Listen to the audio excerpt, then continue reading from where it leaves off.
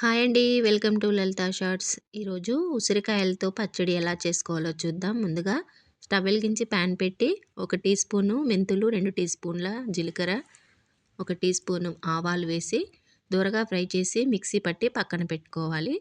ఇప్పుడు ఒక కడాయి పెట్టుకొని ఆయిల్ వేసి ఉసిరికాయలను చూపిస్తున్నట్టుగా ఫ్రై చేసుకొని ఒక ప్లేట్లోకి తీసి చల్లారపెట్టుకోవాలి.